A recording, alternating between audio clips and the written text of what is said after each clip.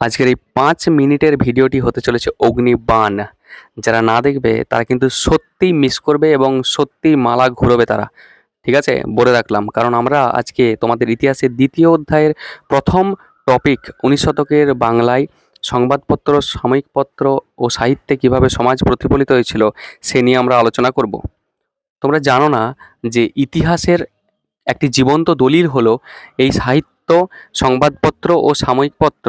সেই কারণের জন্যে কিন্তু আমাদেরকে এই সাহিত্য বলো বা সংবাদপত্র, সাময়িক পত্র সম্পর্কে জেনে রাখা খুবই প্রয়োজন। তোমাদের টপিকে আলোচনার বিষয় হলো ৩টি পত্রিকা: বামাবোধিনী, হিন্দু পেট্রিয়ট এবং গ্রামবার্তা প্রকাশিকা।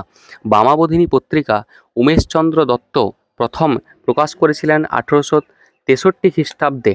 তিনি এই পত্রিকায় নারীদের অগ্রগতির বা উন্নয়নের কথা তুলে ধরেছিলেন। হিন্দু পেট্রিয়ট পত্রিকার প্রথম সম্পাদক ছিলেন গিরিশচন্দ্র ঘোষ।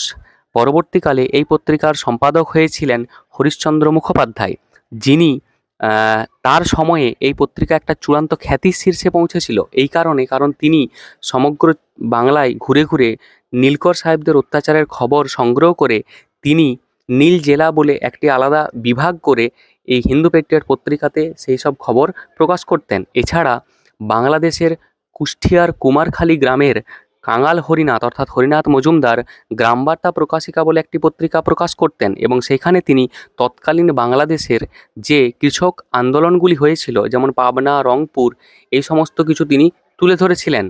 তো পরবর্তীকালে আমরা দেখতে পাই যে বিভিন্ন কারণে, যেমন সম্পাদকের অকাল মৃত্যু বা আর্থিক অসঙ্গতির কারণে এই পত্রিকাগুলি বন্ধ হয়ে যায়। কিন্তু তৎকালীন সময় ও তৎকালীন সমাজ জীবনকে ঠিকঠাকভাবে প্রতিফলিত করা হয়েছে এই পত্রিকাগুলির মধ্যে দিয়ে, এবং তার ফলেই কিন্তু পরবর্তীকালে যে সমস্ত জিনিসপত্রগুলি হয়েছিল তার বদল এসেছিল। যেমন বামাবোধিনী পত্রিকা নারীদের বিকাশের ক্ষেত্রে বলো, বা হিন্দু পেট্রিয়ট পত্রিকায় নীলকর সাহেবদের যে অত্যাচারের কথা তুলে ধরা হয়েছিল, তার জন্য হরিশচন্দ্র মুখোপাধ্যায়কে অনেক আইনি সমস্যার সম্মুখীন হতে হয়েছিল। এবং এর ফলস্বরূপই পরবর্তীকালে নীলদর্পণ নাটক লেখা হয়েছে এবং নীলকরদের অত্যাচার আস্তে আস্তে কমে এসেছে। যেমন গ্রামবার্তা প্রকাশিকাতে কৃষকদের অত্যাচারের কথা তুলে ধরা হয়েছিল বলেই পরবর্তীকালে কৃষকরা এই অত্যাচারের হাত থেকে কিছুটা হলেও নিবৃত্তি পেয়েছিল।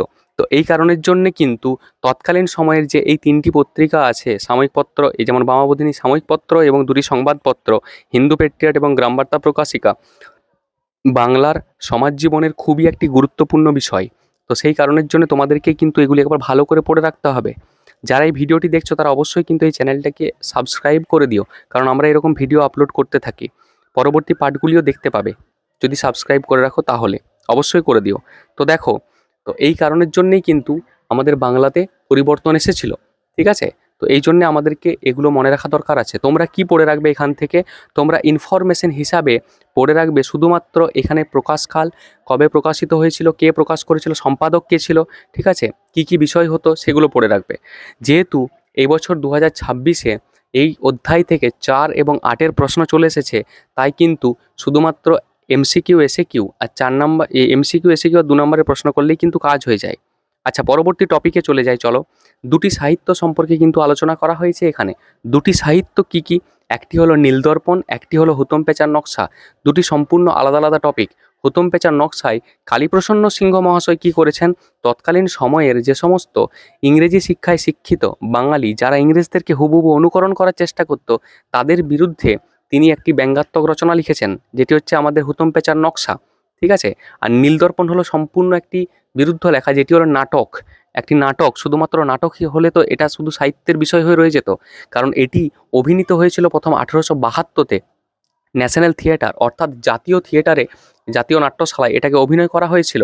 ঠিক আছে? এবং এটা অভিনয় করা হয়েছিল শুধু এমন নয়, জেমস লং সাহেব এটাকে ইংরেজিতে অনুবাদ করিয়েছিলেন এবং তার জন্যে তার জরিমানা হয়েছিল ১,০০০ টাকা, যেটা কালীপ্রসন্ন সিংহ যে ১,০০০ টাকা দিয়েছিলেন তাকে। তো এই কারণের জন্য কিন্তু আমাদের এই দুটো সাহিত্য গুরুত্বপূর্ণ থাকছে আমাদের জন্য। আর প্রতি বছর কিন্তু এই টপিক থেকে একটা না একটা কোশ্চেন হলে এমসিকিউ, নাহলে এসএকিউ, না হলে ২ নম্বরের প্রশ্ন কিন্তু থেকেই থাকে।